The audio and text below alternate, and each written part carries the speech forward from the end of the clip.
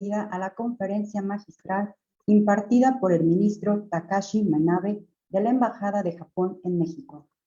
Este evento se realiza como parte de la primera semana de la embajada en el marco del 42 aniversario de la Facultad de Ciencias Políticas y Sociales. Agradecemos mantener su sesión de Zoom en modo de vista del hablante para tener una mejor experiencia durante este evento. Les pedimos de la manera más atenta nos apoyen por favor manteniendo su cámara encendida así como su micrófono cerrado para evitar ruidos de fondo. Asimismo, les pedimos que las preguntas que tengan durante el transcurso de esta conferencia las realicen vía chat y las mismas serán respondidas al término de la conferencia. Les comentamos que esta sesión está siendo grabada como evidencia del quehacer institucional. Saludamos a las autoridades que nos acompañan y le damos la más cordial bienvenida a la doctora Genoveva Amador Fierros, directora general de Relaciones Internacionales y Cooperación Académica, en representación del doctor Cristian Jorge Torres Ortiz Cermeño, rector de la Universidad de Colima. Nos acompaña también el ministro Takashi Manabe de la Embajada de Japón en México, quien es el ponente el día de hoy. Al doctor Óscar Javier Solorio Pérez, director general de Atención Social y Productivo de la Universidad de Colima. Al licenciado Rolando Vladimiro Yáñez Centeno Cabrera, director de la Oficina de Pasaportes Colima. Al licenciado Tomás de la O. González, jefe de la Oficina de Enlace El Grullo de la Secretaría de Relaciones Exteriores, y a la doctora María Elena Romero Ortiz, directora de la Facultad de Ciencias Políticas y Sociales. Gracias a las autoridades por su presencia. Damos también la bienvenida a los estudiantes, a las estudiantes, docentes universitarios y al público general que nos sigue a través de las distintas plataformas sociales. Para iniciar, escucharemos el mensaje de bienvenida a cargo de la doctora Genoveva Amador Fierros. Muy bien, pues muy buenos días a todos y a todas. Saludo con mucho afecto a la directora de la Facultad de Ciencias Políticas y Sociales y a los distinguidos invitados, el doctor Óscar Javier Solorio Pérez, la licenciada Rosa María Vallardo Cabrera, el licenciado Rolando Yáñez Centeno, el licenciado Tomás de la O. González, por supuesto con mucho cariño a nuestros estudiantes de las áreas de ciencias políticas, de relaciones internacionales, de economía y a los colegas profesores y profesoras de estas áreas. A nuestro distinguido invitado, señor ministro Takashi Manabe, reciba un cordial saludo del rector de la Universidad de Colima, el doctor Cristian Jorge Torres Ortiz Cermeño, quien por motivos de agenda pues no pudo hacerlo personalmente como era su deseo, y precisamente en su nombre y con su honrosa representación me permito darle la más cordial bienvenida a la Universidad de Colima. En verdad es un honor tenerlo con nosotros porque su participación enriquece el contenido de nuestra primera semana de embajadas. Este programa es parte de las estrategias que la Facultad de Ciencias Políticas y Sociales ha diseñado para ayudar a los estudiantes de varias áreas, no solo de su facultad, como he dicho antes, a desarrollar competencia internacional y a ponerlos, por supuesto, en el camino de la formación de ciudadanía global. Queremos que nuestros estudiantes se formen con los más altos estándares de calidad, que aprendan sobre las relaciones diplomáticas de México con las distintas naciones del mundo y que lo hagan pues en el mejor nivel que podríamos imaginar, es decir, poniéndolos como ahora en contacto con quienes representan la diplomacia en nuestro país. Consideramos que este es el camino más adecuado. Por eso, señor ministro Takashi, estamos muy emocionados de escuchar su conferencia sobre las relaciones entre Japón y México. Seguramente nos ayudarán a tener un mejor entendimiento de esta dinámica entre nuestras naciones. Y una razón más para estar interesados en su conferencia son los lazos que ya nos unen como institución con nuestros pares en Japón. Desde el año 2004 hemos desarrollado una relación que se ha intensificado con el tiempo y gracias a nuestros convenios, pues hemos desarrollado y estamos desarrollando proyectos de investigación. Como usted sabe, tenemos un centro de estudios APEC y un centro de estudios sobre la cuenca del Pacífico que tiene una actividad académica de docencia y de investigación muy dinámica con pares en Japón. Desde ahí hemos realizado distintos seminarios, investigaciones y publicaciones conjuntas. De hecho, la próxima semana tendremos una actividad muy importante relacionada con Japón, la mirada hacia Japón. Mantenemos también intercambios estudiantiles y somos socios de la red UMAP. UMAP, que significa University Mobility in Asia and the Pacific. En esta red, Japón ha tenido un papel estratégico, un rol estratégico en el liderazgo desde su fundación hasta nuestros días. De manera que estos son apenas algunos elementos para que sepa usted que estamos muy interesados de escucharle y estoy segura que hoy con su participación aprenderemos más sobre Japón y sobre las nuevas oportunidades que tenemos para cooperar con este gran país. Sea usted bienvenido a la Universidad de Colima.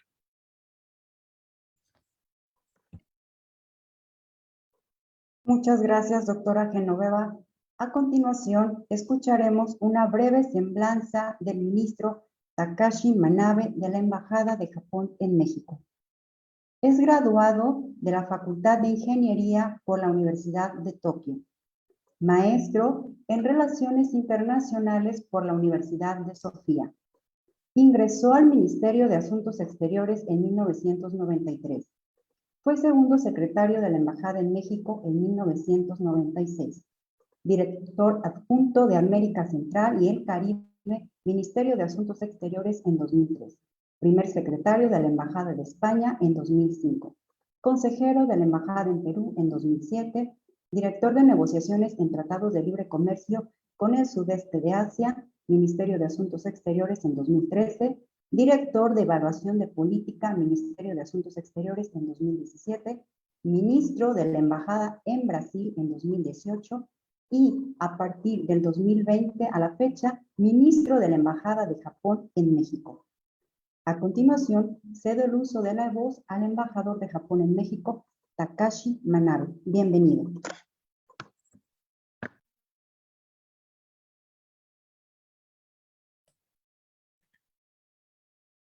Buenos días a todos. No sé si me escuchan bien. Sí. Sí, gracias. Bueno, antes que nada quisiera agradecer a la Universidad de Colima y a todas las personas involucradas para preparar este evento. Y también es un honor para mí tener esta oportunidad para hablar sobre las relaciones bilaterales entre Japón y México y también sobre Japón. Entonces, ahora quisiera comenzar mi presentación. No sé si se puede poner en la pantalla. Muchas gracias. El tema de hoy, el tema de mi presentación de hoy es las relaciones entre Japón y México. Siguiente, por favor. Sí. Más concretamente, hoy voy a hablar sobre la historia y las relaciones actuales y las relaciones hacia el futuro entre Japón y México. Y además quisiera hablar un poco sobre encantos o algunos atractivos de Japón para que tenga mayor idea y comprensión sobre Japón. Siguiente, por favor. Primero, la historia entre Japón y México. Sí, gracias. No sé si quizá algunos saben, Japón y México tienen más de 400 años de intercambio. Esta historia data de 1609, cuando Rodrigo de Vivero, exgobernador interino de las Islas Filipinas, nacido en México, y bueno, entonces la Nueva España, y su comitiva naufragaron cerca de Onjuku, prefectura de Chiba. Entonces, en ese momento, la gente de Onjuku salvaron la vida de los naufragados o los mexicanos y luego estas personas quedaron cierto tiempo en Onjuku.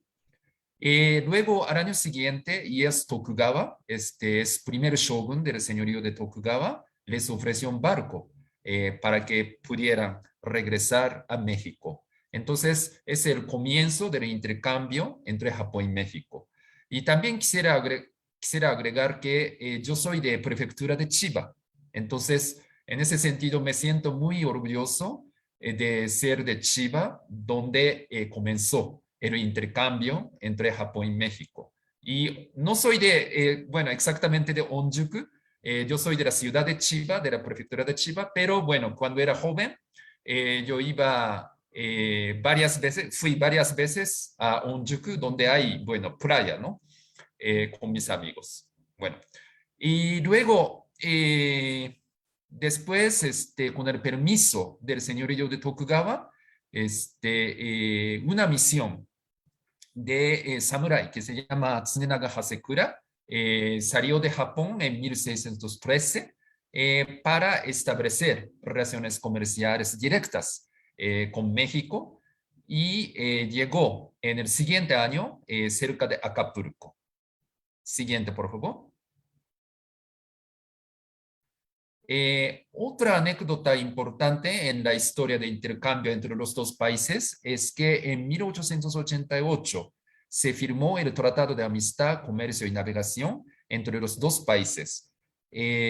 Con este tratado se estableció la relación diplomática entre ambos países. Pero lo importante que quisiera destacar es que fue el primer tratado en términos de igualdad para Japón, porque en aquel momento Japón concluía tratados de, bueno, mismo tipo con otros países europeos y Estados Unidos, pero con condiciones desiguales. Entonces, para Japón fue el primer tratado de condiciones iguales. Entonces, en ese sentido, creo que México abrió un nuevo horizonte diplomático para Japón, porque luego Japón modificó tratados con otros países para tener condiciones iguales. Entonces, para Japón, este episodio es muy importante en la historia de la diplomacia japonesa. También para México fue el primer tratado de este tipo con un país asiático. Siguiente, por favor. También en la historia hay otros episodios importantes. Por ejemplo, en 1897 se realizó la primera migración organizada hacia Latinoamérica. Esta migración llegó, se llama Colonia Enomoto, y llegó al estado de Chiapas. Y actualmente se cuenta con más de 70,000 niques en México. Bueno, más concretamente ya creo que más de 76,000 en México. Entonces, la comunidad japonesa o la comunidad de los descendientes japoneses en México es algo muy importante. Bueno, actualmente la mayor comunidad japonesa en América Latina o en el mundo está en Brasil, pero bueno, luego junto con Perú, Argentina, la comunidad japonesa en México es importante. Y el próximo año, 2022, entonces es, ¿cómo se diría? El 125º aniversario de la inmigración japonesa a Latinoamérica y también a México. Entonces, en el próximo año quisiéramos organizar varios eventos y varias actividades para conmemorar esta migración. Sí. Entonces, ahora estamos planeando qué vamos a hacer para el próximo año. Otra historia, creo que importante, sería, ocurrió durante la decena trágica de 1913. Aquel momento, diplomático, señor Horiguchi, jefe de la misión entonces, abrió las puertas de la delegación de Japón para brindar refugio a la familia del despuesto, bueno, presidente Madero, ¿no? Entonces, señor Horiguchi salvó a la familia del expresidente Maduro, Madero, perdón.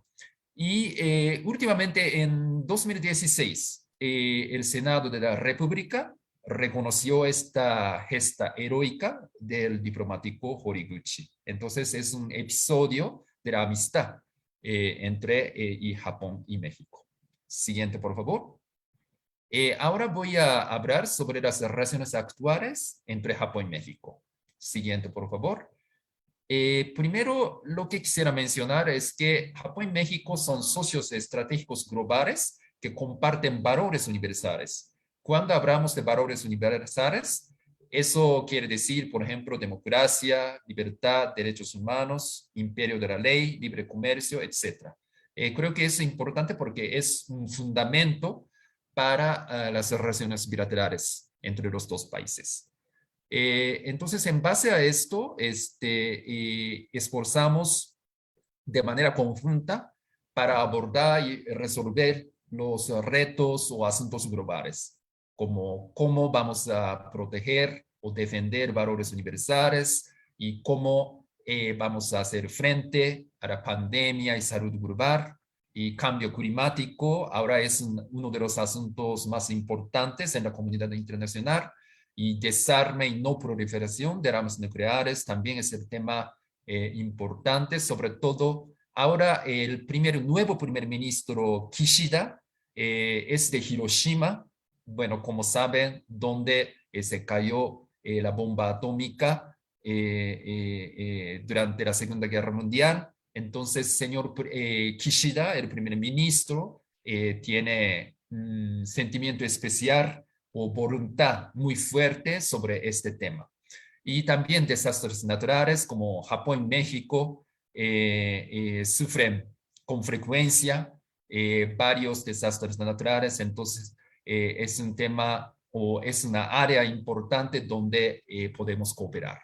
Y ciencia y tecnología cada vez más tiene mayor importancia o mayor influencia en el mundo. Entonces, es otro campo donde podríamos cooperar.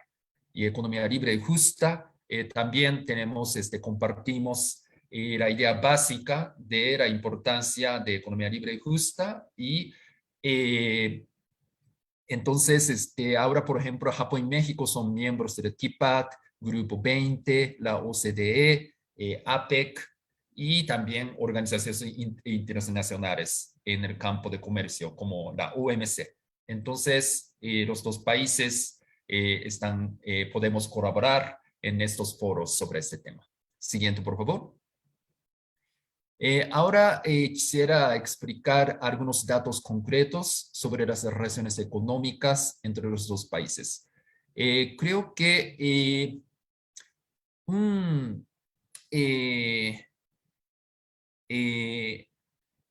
un hecho importante es la entrada de vigor del acuerdo de asociación económica entre los dos países, que entró en vigor en 2005.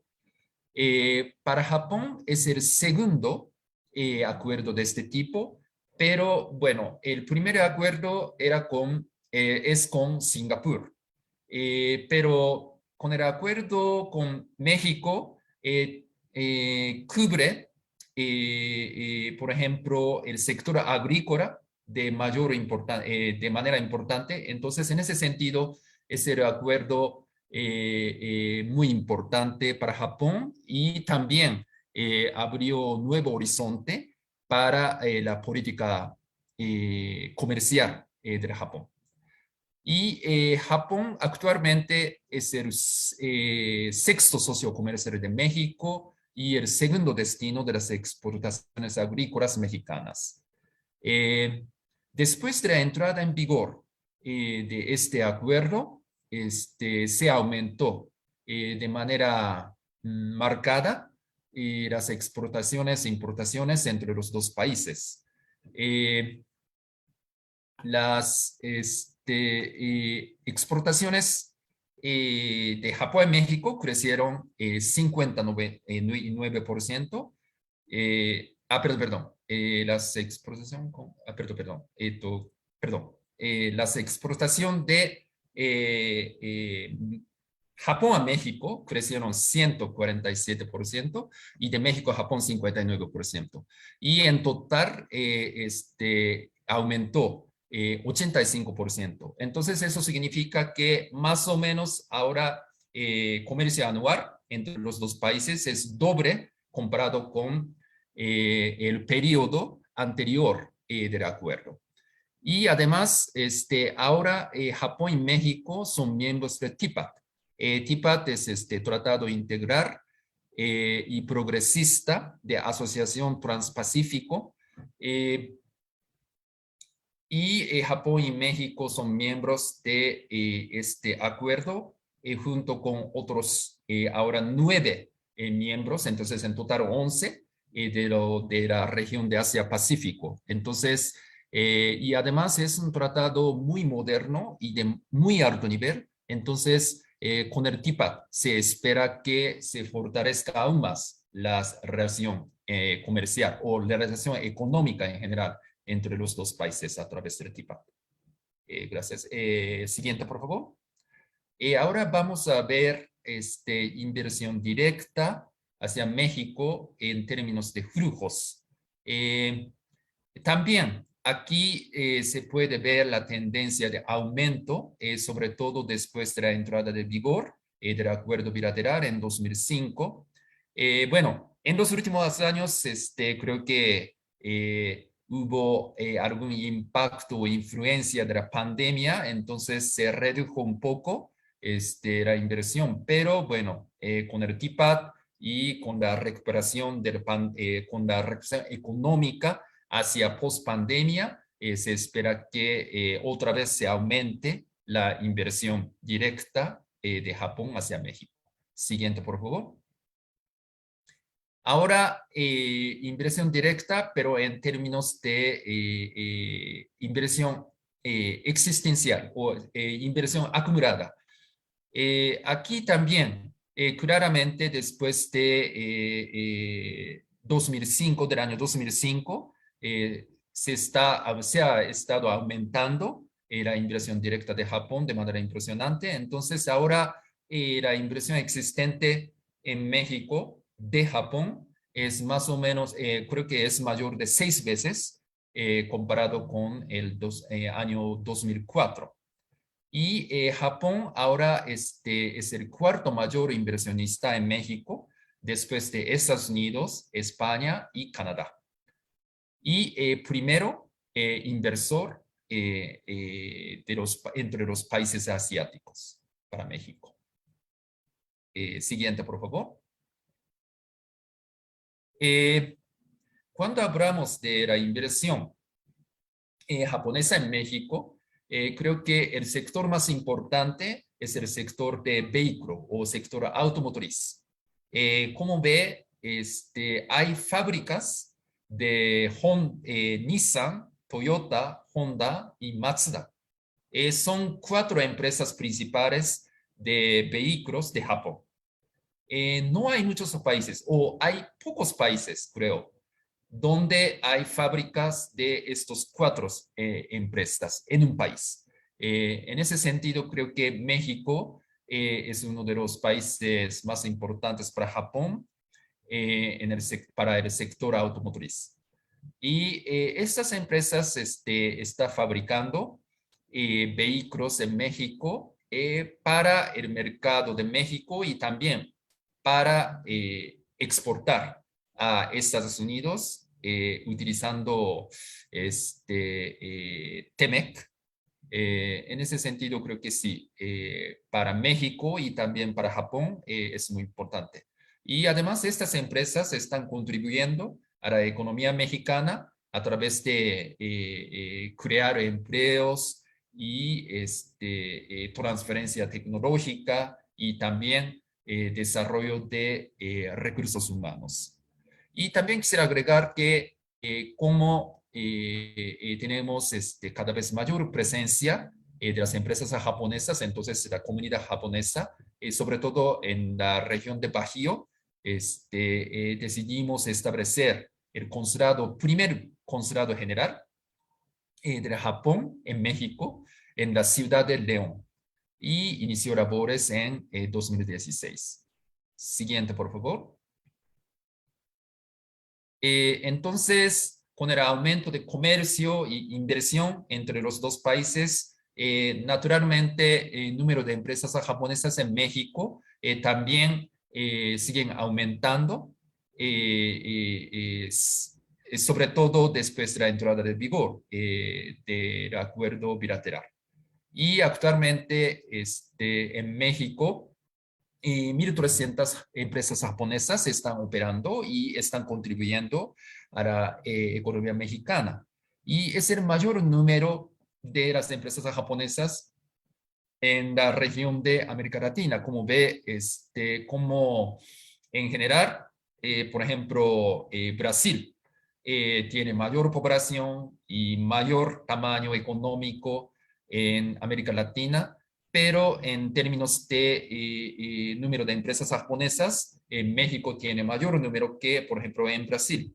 Entonces, las relaciones económicas entre Japón y México se podría decir que es la más importante en América Latina. Por supuesto, en Estados Unidos hay más empresas japonesas y también China, también hay mayor número de empresas japonesas, pero bueno, México es uno de los países más importantes para la economía japonesa. Siguiente, por favor. Como mencioné, desastres naturales es un área importante para la cooperación entre los dos países. Como Japón sufre bueno, Japón tiene una naturaleza muy bella, pero por otro lado, sufre con frecuencia varios tipos de desastres naturales, como terremoto, tsunami, taifún, erupción volcánica, etc. Pero por otro lado, también México es un país que también sufre de vez en cuando desastres naturales como sismo, como huracán, etc. Entonces, Japón, como a lo largo de historia, hemos obtenido experiencia y conocimiento sobre la prevención de desastre o mitigación de daño de desastres. Entonces, ahí creo que hay espacio, margen para promover la cooperación. Y de hecho, en 1985, en México ocurrió el sismo muy grande y luego se fundó este Centro Nacional de Prevención de Desastre con el apoyo del gobierno japonés como un centro educativo de investigación sobre este tema. Eso se llama CENAPRE. Y precisamente este mes, a comienzos de este mes, yo visité este centro para participar en un seminario sobre el tema de terremoto y tsunami. Y creo que es un lugar simbólico y representativo para nuestra cooperación en esta área. Otra cosa que quisiera mencionar es en 2017 también ocurrió un terremoto muy grande y el gobierno de Japón decidió enviar 72 rescatistas para realizar operaciones de búsqueda y rescate en México y para ayudar a los mexicanos. Siguiente, por favor.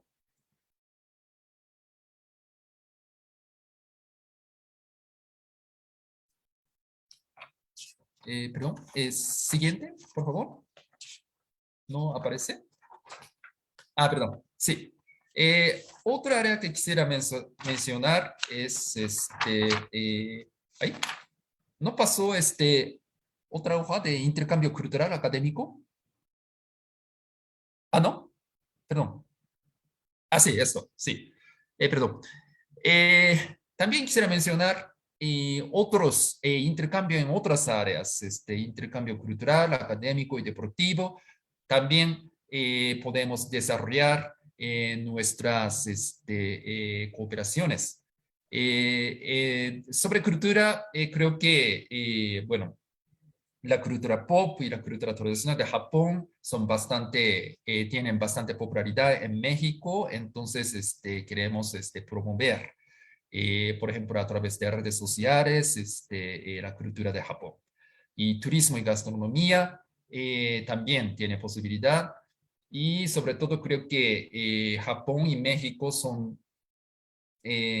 los dos países que tienen bastante recursos para el turismo, entonces creo que hay posibilidad de aumentar en ambos lados turismo entre los dos países. Bueno, actualmente por la pandemia es un poco difícil viajar, pero creo que tarde o temprano, creo que vamos a llegar a una normalidad, aunque sea nueva, y entonces en ese momento creo que podemos explorar la posibilidad de aumentar turismo entre los dos países. Y también creo que la comida japonesa es bastante popular en México. Hay muchos restaurantes japoneses en México.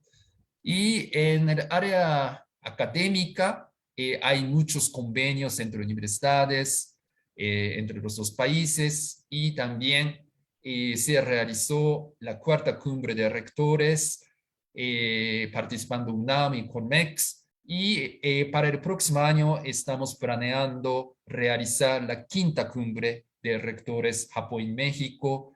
Esta vez la Universidad de Presidencia de Japón es la Universidad de Sofía, donde yo también aprendí relaciones internacionales. Entonces, quisiéramos realizar en el próximo año quinta cumbre de rectores.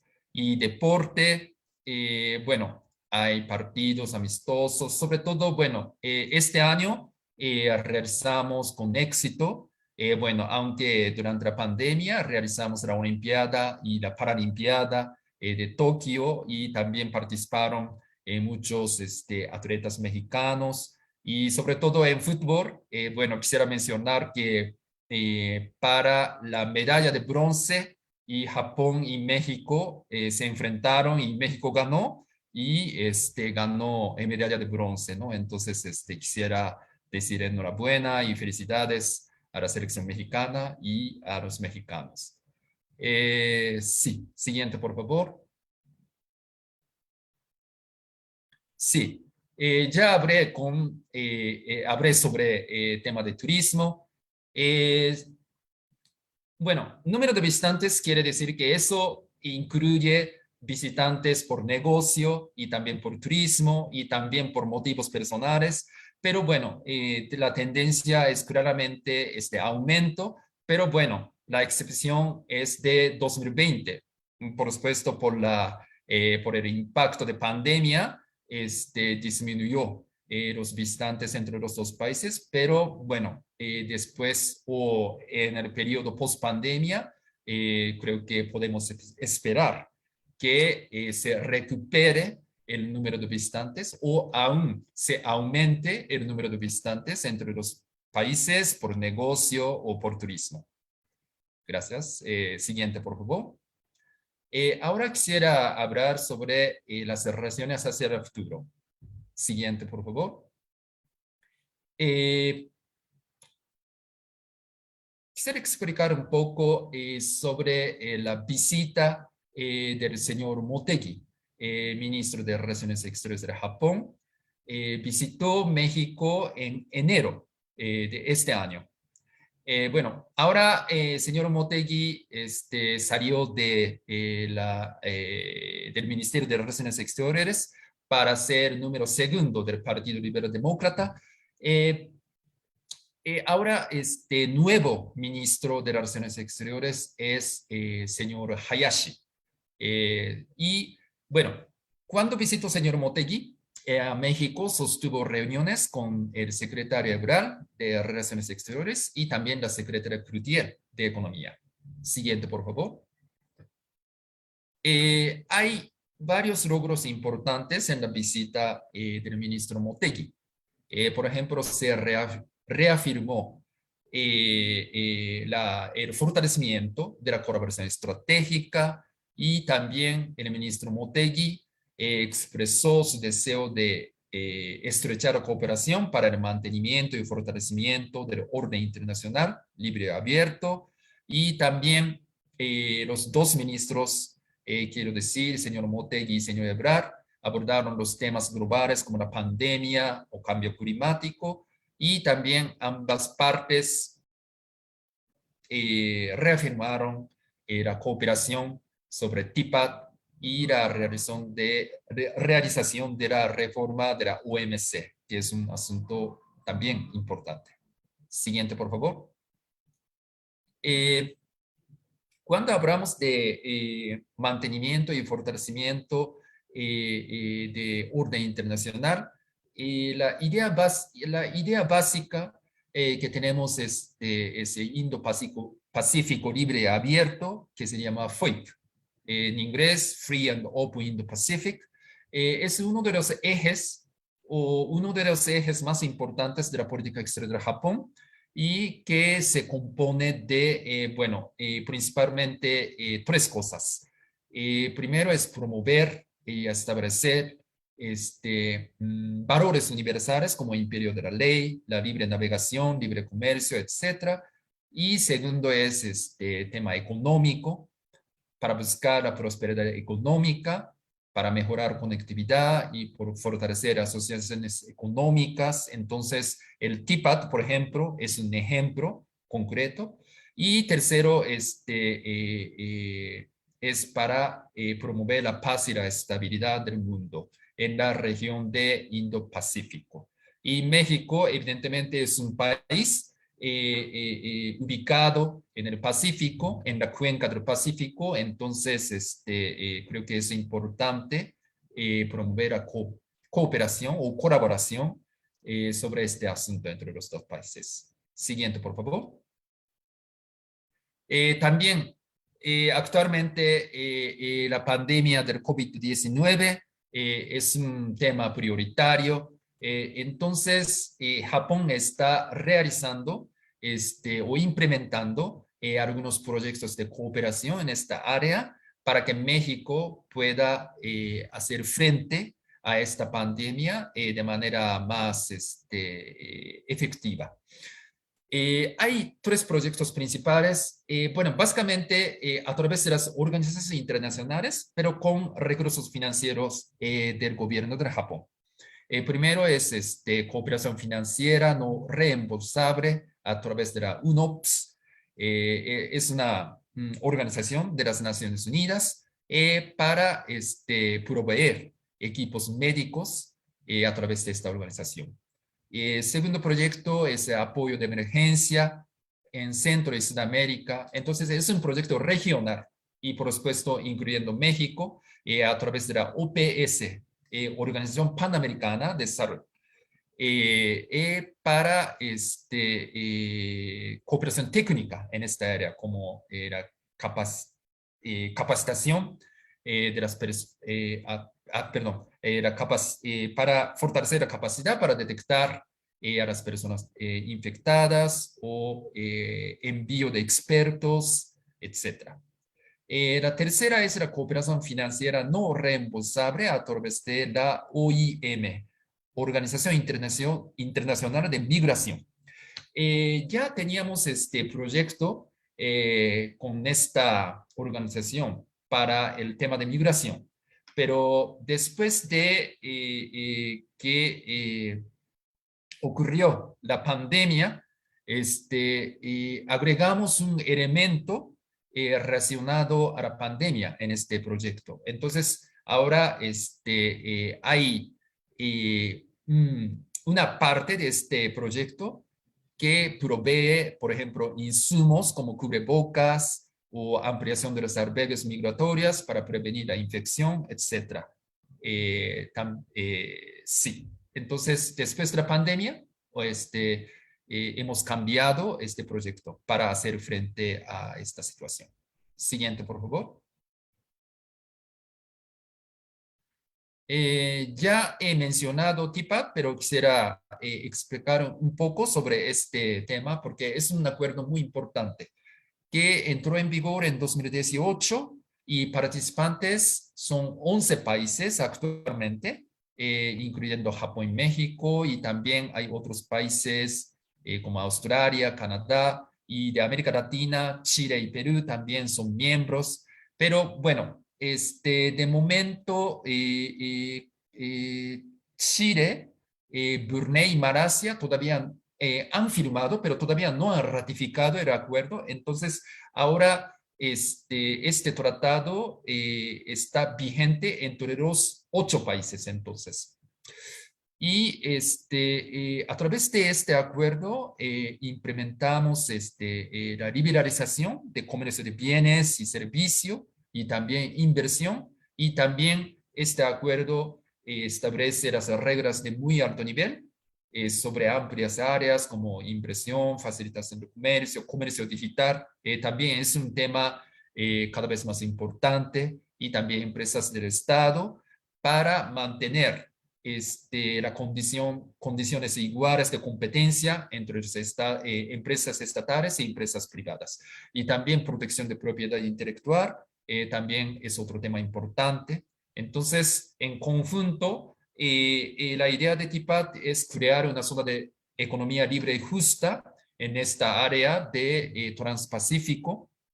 Y también ahora estamos considerando la posibilidad de aumentar miembros de este tipo. Eso quiere decir que ampliar esta zona de economía libre y justa. Y concretamente ahora estamos hablando o estamos tratando el proceso de adhesión del Reino Unido. Es el primer país que solicitó formalmente la adhesión a este acuerdo. Y además en septiembre China y Taiwán también solicitaron formalmente la adhesión. Entonces ahora estamos considerando cómo vamos a tratar este tema. Pero lo importante es que el TPAT es un acuerdo que tiene muy alto nivel en términos de la liberalización y también en términos de las reglas. Entonces, lo importante es que un país o una economía que quiere entrar en el TPAT tiene que cumplir o debe cumplir con este alto nivel de este tratado. Entonces, cuando consideramos la adhesión de nuevos miembros, es el punto muy importante. Y también otro punto importante es que tomamos la decisión sobre la adhesión por consenso entre las partes de este tratado. Siguiente, por favor. Quisiera explicar un poco sobre la Organización Mundial de Comercio, donde, por supuesto, y Japón y México son miembros. Y sobre todo es importante porque a partir del día 30 de este mes de noviembre hasta día 3 de diciembre se realizará conferencia ministerial de esta organización. Temas discutidos, principales temas discutidos en esta conferencia son comercio y salud, reforma de OMC, iniciativa relativa a la declaración conjunta, sobre todo sobre el tema de comercio electrónico y también subvenciones a la pesca, es otro tema importante. Sobre todo antes de la situación de pandemia, comercio y salud se ha convertido en uno de los temas más importantes en esta organización. Eso quiere decir que cómo podemos limitar la restricción por ejemplo, de la exportación de insumos médicos, vacunas o medicinas en esta situación. Entonces, bueno, lo que ha ocurrido es que durante la pandemia, a veces ha ocurrido la restricción de la exportación de estos productos, pero bueno, creo que es importante establecer reglas sobre este tipo de restricción para facilitar provisión de estos materiales médicos para enfrentarse a la pandemia. Siguiente, por favor.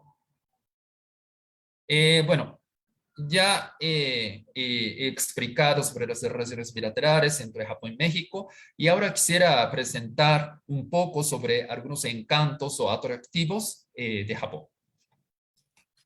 Primero, bueno, siempre cuando yo hablo de los atractivos de Japón, yo menciono 4 estaciones, porque Japón es un país donde 4 estaciones son muy diferentes y marcadas. Y cada estación tiene diferentes tipos de belleza. Eso creo que es uno de los aspectos atractivos de Japón.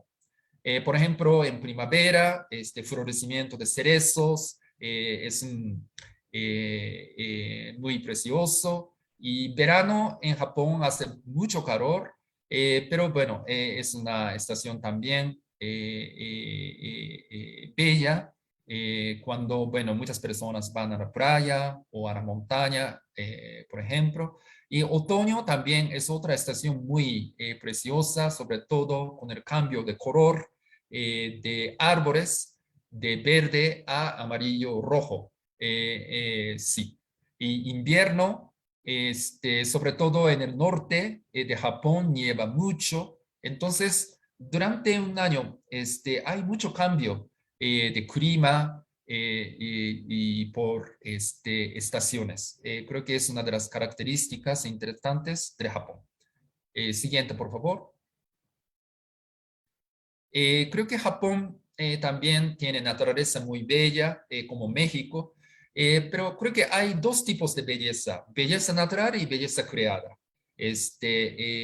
Bueno, Monte Fuji quizá muchos de ustedes también conocen o saben, es algo simbólico de Japón que está en Yamanashi, en Shizuoka, que tiene la altura de 1776 metros.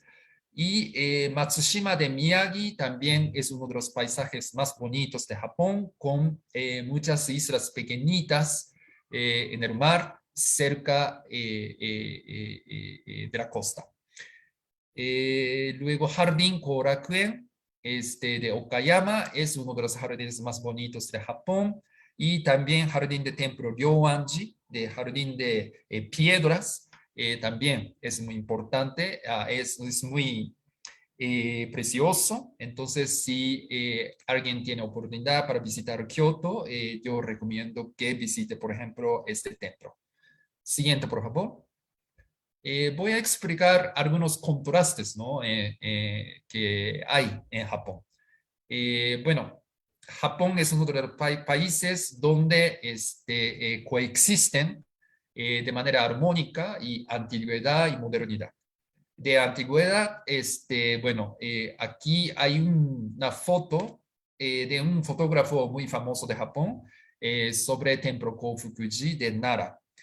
Nara quizá es menos conocido que Kioto, pero bueno, actualmente la capital de Japón es Tokio desde 1868, pero hasta entonces la capital de Japón fue Kioto.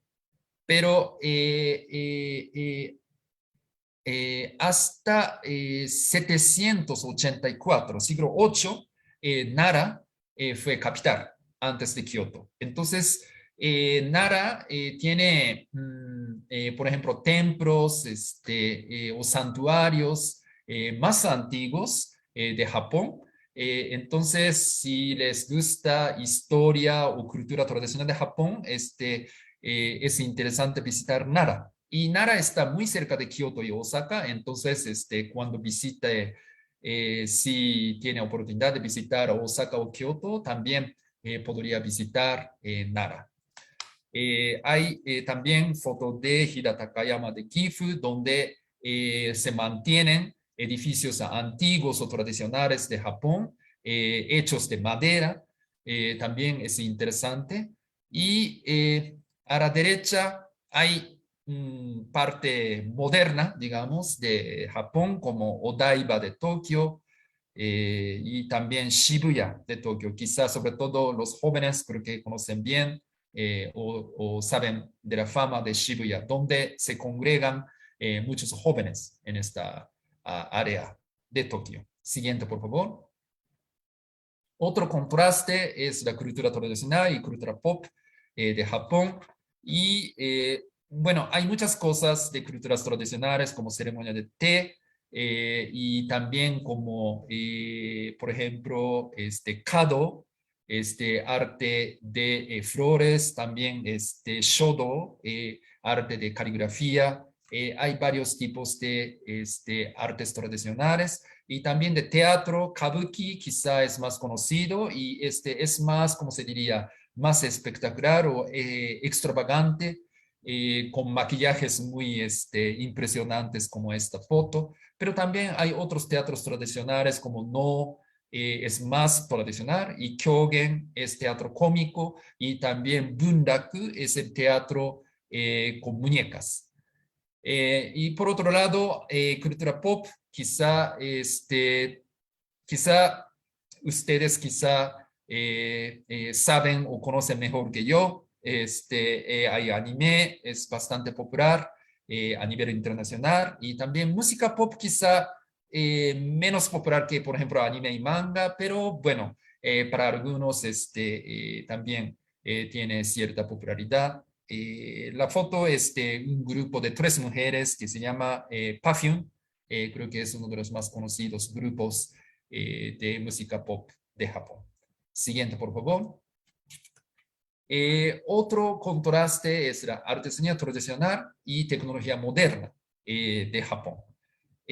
Bueno, artesanía tradicional hay muchas cosas, pero bueno, realmente para mí fue difícil elegir dos de artesanía tradicionales, pero elegí, por ejemplo, Aritayaki o Imariaki de la prefectura de Saga.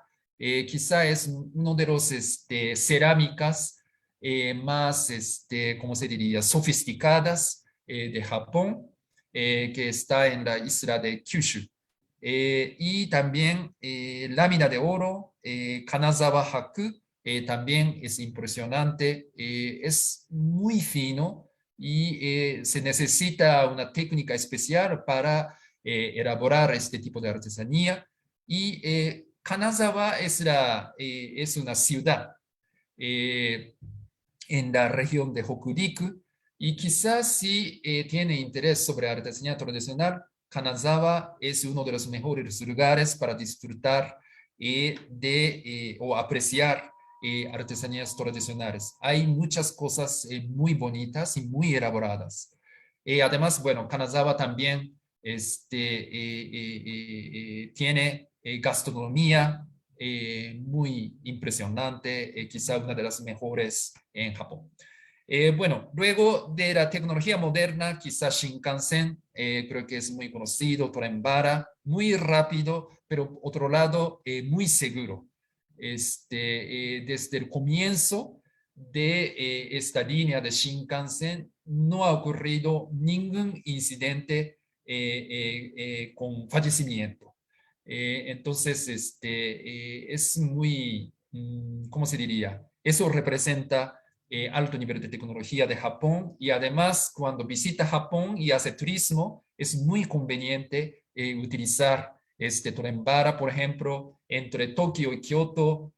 Bueno, un poco más de 2 horas se puede llegar de Tokio a Kioto al revés. Entonces, recomiendo que si tiene ocasión de visitar Japón, tome este tren para viajar por Japón. Ahora, no solamente entre Tokio y Kioto o Tokio y Osaka, puede llegar hasta Hokkaido en el norte y también puede llegar hasta Kyushu en el sur. Entonces, es muy conveniente. Y también robot industrial es una de las tecnologías donde Japón tiene mejor nivel del mundo. Eso es, creo que, importante para aumentar la eficacia de producción. Siguiente, por favor. Sí, creo que ya comida, creo que quizá muchos de ustedes conocen algunos platos de la comida japonesa. No sé, en Colima, no sé cuántos restaurantes japoneses hay, pero imagino que sí, hay algunos. En la Ciudad de México, donde vivo, hay muchísimos restaurantes japoneses. Y bueno, como me introdujeron, es la segunda vez para mí trabajar en México y la primera vez fue entre 1996 y 98, entonces hace más de 20 años, pero durante este tiempo, después de ese tiempo, se aumentó mucho el número de restaurantes japoneses y también el nivel de la comida japonesa también ha mejorado bastante. Entonces ahora, afortunadamente, podemos disfrutar de la comida japonesa de buen nivel en México.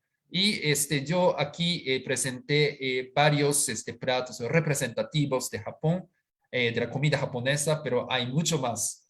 Y también quisiera mencionar que, ¿cómo se diría? Una de las características de la comida japonesa, sobre todo en Japón, es que en muchos casos, cada restaurante es especializado en un plato, ¿no? Por ejemplo, en Japón hay muchos restaurantes especializados en sushi y muchos restaurantes, por ejemplo, especializados en tempura, etcétera. Por ejemplo, y también aquí no hay, pero por ejemplo, anguila es uno de los más platos populares de Japón. Unagi es anguila. Eh, entonces, en Japón, por ejemplo, más o menos hay 5.000 restaurantes solamente para anguila, por ejemplo. Entonces, especialización de restaurantes es una de las características de la gastronomía japonesa y eso creo que eleva el nivel de la comida, porque el cocinero o chef podría concentrarse en algún plato para mejorar sus técnicas o nivel de cocina. Siguiente, por favor. Por último, quisiera mencionar los Juegos Olímpicos y Paralímpicos,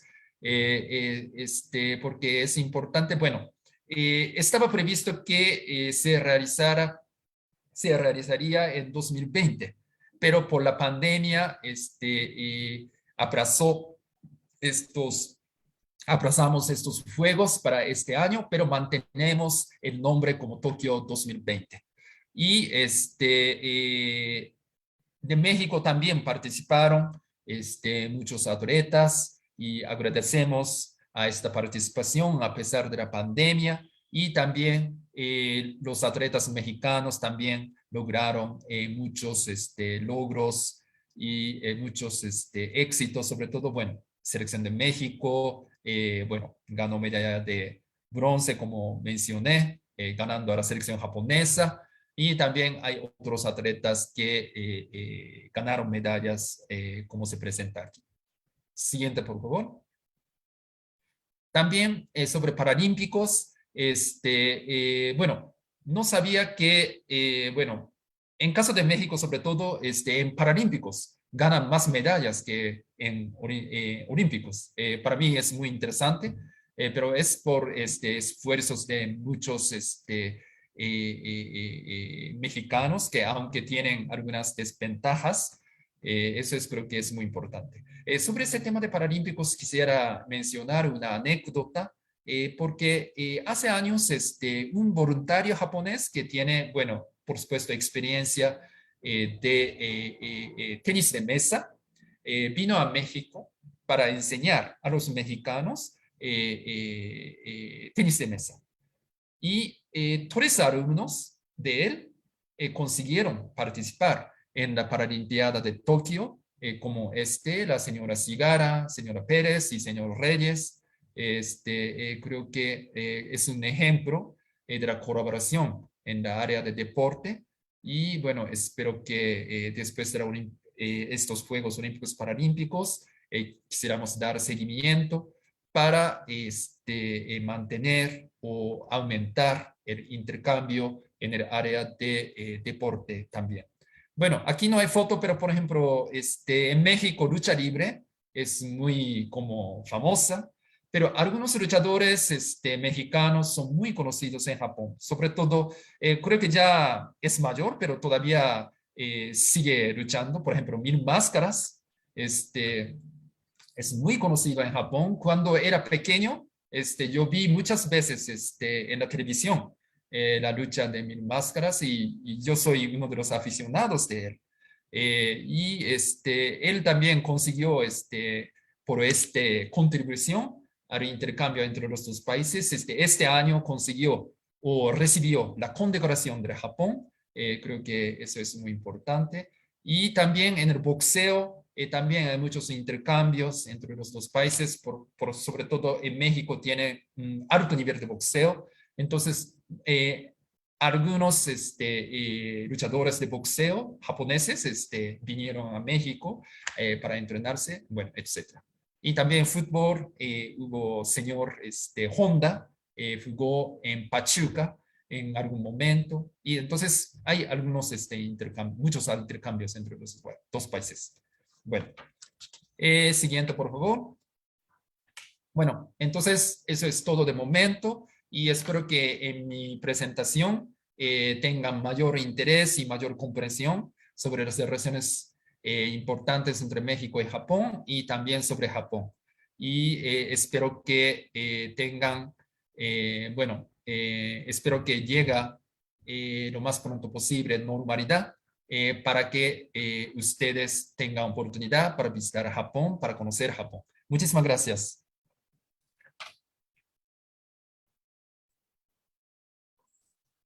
Muchas gracias, ministro Takashi Manabe. Después de haber escuchado su intervención respecto de economía, inversión, intercambio cultural, académico y deportivo, pues nuestros estudiantes están muy interesados también en conocer qué sucede con los jóvenes japoneses y han surgido una serie de inquietudes. ¿Le parece si voy preguntando una por una o gusta Sí. que desee las 3 preguntas? Ok. Sí. La primera de ellas nos comentan que qué sucede con los jóvenes japoneses que se autoaíslan en sus habitaciones. ¿Cómo ve Japón esta problemática? Perdón, ¿qué problemática? Perdón, no he escuchado bien, perdón. Dice, ¿qué sucede con los jóvenes japoneses que se autoaíslan en sus habitaciones? ¿Auto?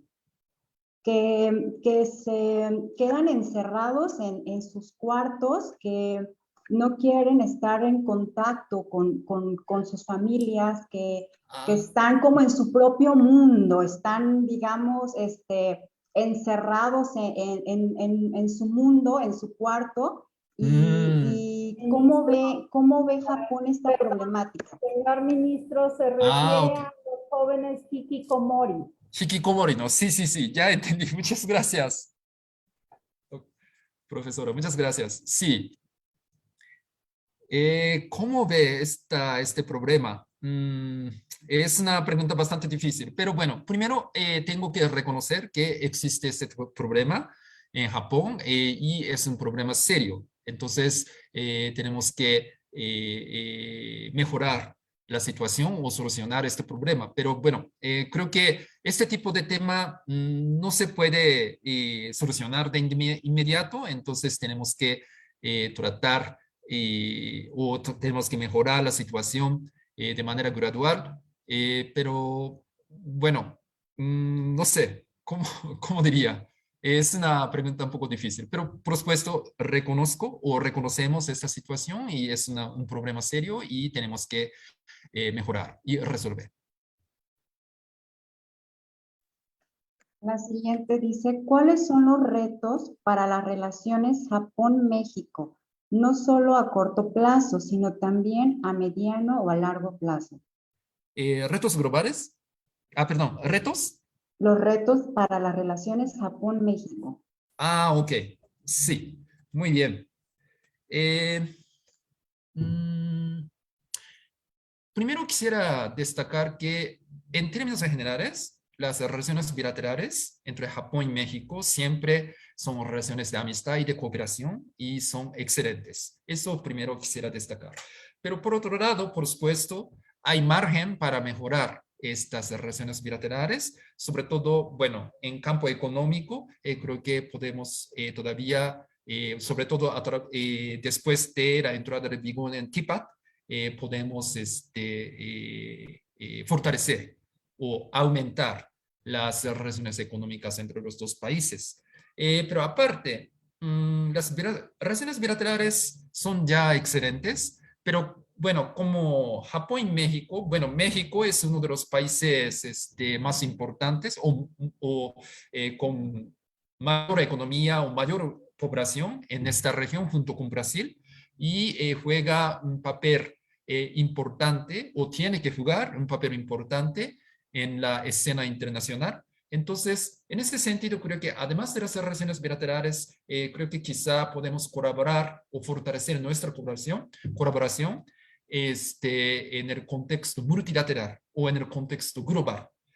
Para hacer frente a, por ejemplo, desafíos globales como cambio climático y la pandemia, por supuesto. Y también, como mencioné, tema de mantenimiento y fortalecimiento del orden internacional es un tema muy importante para todo el mundo y ahí también espero que podamos colaborar más. Entonces, bueno, en ese sentido creo que, bueno, básicamente, bueno, son los retos, pero en el sentido positivo, creo que hay margen para mejorar en nuestras relaciones.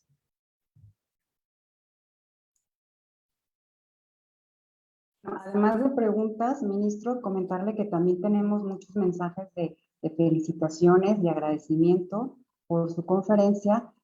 Por cuestiones de tiempo ahorita nos vamos a centrar en 2 preguntas más, ¿Sí? pero con todo gusto le haremos llegar a la brevedad posible todas las felicitaciones que estamos recibiendo. Otra de las preguntas que tienen es, ¿cuáles son los retos para las relaciones Japón-México? No, perdón. Perdón. ¿Qué reflexión tiene Japón después de haber pasado todo el tema de la pandemia? ¿De qué manera pueden sacar experiencias positivas de la tragedia? ¿Lecciones de la pandemia? Así es, en estos momentos de la pandemia. Ok. Muy buena pregunta. Creo que, bueno, por la pandemia, creo que nos dimos cuenta de varias cosas. Por ejemplo, la pandemia es un asunto global. Entonces, para solucionar este problema, se necesita la colaboración global o colaboración en organizaciones multilaterales, sobre todo como OMC, Organización Mundial de Salud. Entonces, creo que pandemia nos enseña la importancia de la cooperación global. Es el primer punto. Y el segundo punto es que, bueno, por la pandemia, ¿cómo se diría? Y por la pandemia, nuestras actividades es, no sé, tiene más límites o más, están más limitadas por la pandemia, pero por otro lado, nos damos cuenta de que podemos utilizar como ahora como hacemos este tipo de videoconferencia, nos damos cuenta de la utilidad de este tipo de videoconferencia, ¿no? Porque podemos esperar, por ejemplo, la distancia y podemos ahorrar el tiempo para trasladarse. Entonces, en ese sentido, creo que es un aspecto positivo que ahora sabemos después de la pandemia. Otro asunto importante es que, bueno, tarde o temprano, creo que el problema de la pandemia de coronavirus se va a solucionar o, bueno, quizá podemos regresar a la normalidad, aunque sería un poco diferente de la normalidad antes de la pandemia, pero ahora creo que también, además de recuperar de la pandemia y además de realizar la recuperación económica dañada por la pandemia, creo que también es importante preparar para próximas pandemias. creo que no se puede negar la posibilidad de que llegue otra pandemia en el futuro, no sé cuándo, pero entonces para enfrentarse de manera más eficaz esta futuras pandemias, tenemos que, ¿cómo se diría? Tenemos que estar preparados o tenemos que responder quizá de mejor manera basando en la experiencia que tenemos de esta pandemia de coronavirus. Entonces, en ese sentido, ahora, por ejemplo, en la OMC, estamos hablando de la reforma de la OMC para mejor preparar y responder a futuras pandemias. Entonces, es otro aspecto que aprendemos de esta pandemia. Entonces, bueno, básicamente pandemia impacta mucho a nuestra vida. En ese sentido, causa muchas dificultades, pero creo que hay aspectos positivos sobre los que nos damos cuenta, ¿no?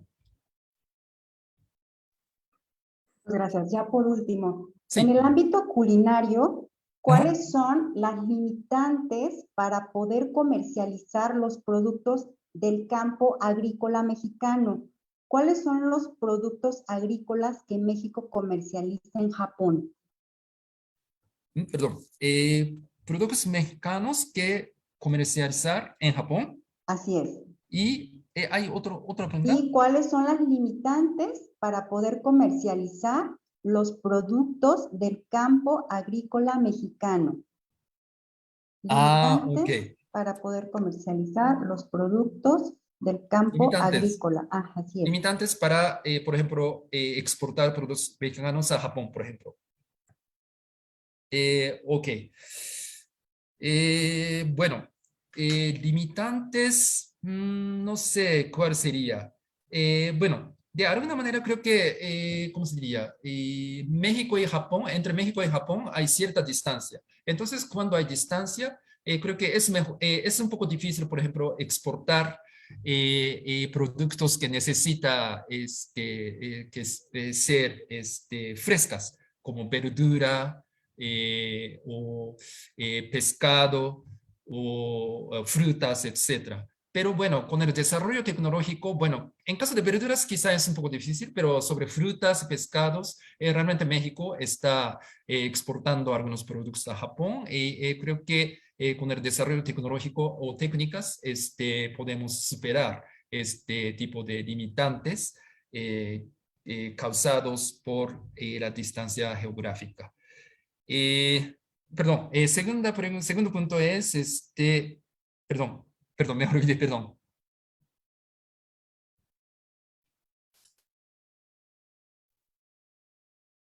Con todo gusto. La segunda, nos comentan, ¿cuáles son los productos agrícolas que México comercializa en Japón?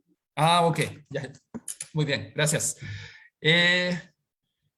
Creo que, bueno, como he explicado, para México, Japón es el segundo destino del mundo para exportaciones agrícolas. Entonces ya México tiene bastante éxito en ese sentido. Entonces, por ejemplo, México está exportando muchos carne de puerco o carne de cerdo, por ejemplo, para hacer, por ejemplo, tonkatsu en Japón. Y también hay una cadena muy famosa de Japón de tonkatsu que se llama Saboten.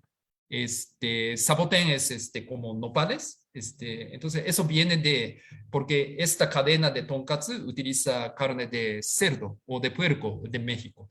Y también atún de México tiene buena calidad y está exportando bastante. Y sal también está exportando mucho. Y aguacate, mangos.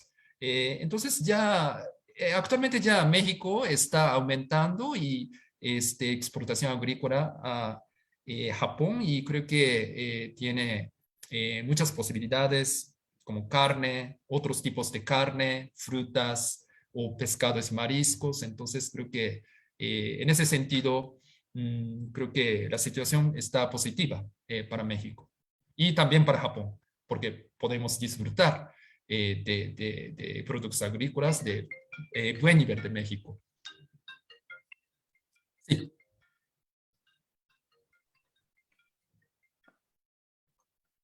Sí, por favor. Muchas gracias, ministro. A continuación, la doctora Genoveva Amador Fierros, directora general de Relaciones Internacionales y Cooperación Académica, realizará la entrega virtual de un reconocimiento al ministro de Japón en México, Takashi Manabe.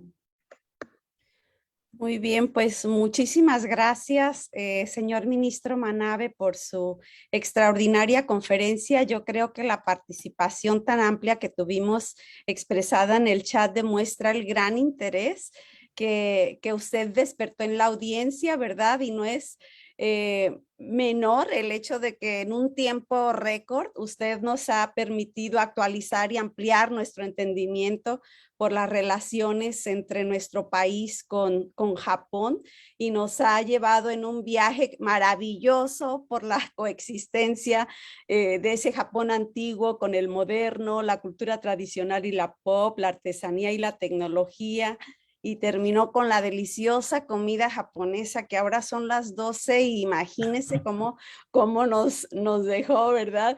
Pero sobre todo me gusta cómo usted lo ha hecho, ministro. Es información y que no podríamos haber conseguido solamente buscando la información, porque a usted le acompaña su conocimiento, su experiencia, y de verdad estamos muy agradecidos que generosamente haya compartido con nosotros esta información. Y por ello la Universidad de Colima, a través del señor rector, el doctor Cristian Jorge Torres Ortiz Cermeño, le ha extendido un reconocimiento y dice así: la Universidad de Colima otorga el presente reconocimiento a Takashi Manabe, ministro de la Embajada de Japón, por impartir la conferencia magistral Las relaciones entre Japón y México, en el marco de la primera semana de embajada realizada de manera virtual del 16 al 19 de noviembre de 2021 y organizada por la Facultad de Ciencias Políticas y Sociales. Atentamente, Estudia, Lucha, Trabaja, Colima, México, 18 de noviembre, y firma el doctor Cristian Jorge Torres Ortiz Cermeño, rector de la Universidad de Colima. Muchísimas gracias y muchas felicidades, ministro. Muchísimas gracias. Es un honor para mí recibir este tipo de reconocimiento y espero que les haya gustado mi presentación, y en el futuro espero tener oportunidades para sostener reuniones con ustedes de manera presencial. Y nosotros estaremos encantados de recibirlo, señor ministro. Muchísimas gracias. Muchas gracias, doctora Genoveva. Gracias también al ministro Takashi Manabe.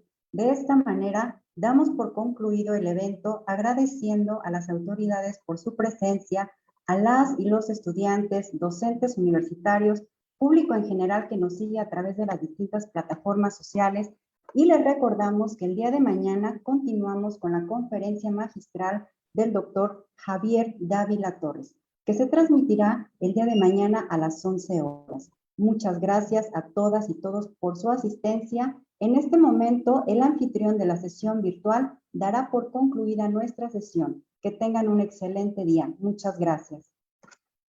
Muchísimas gracias.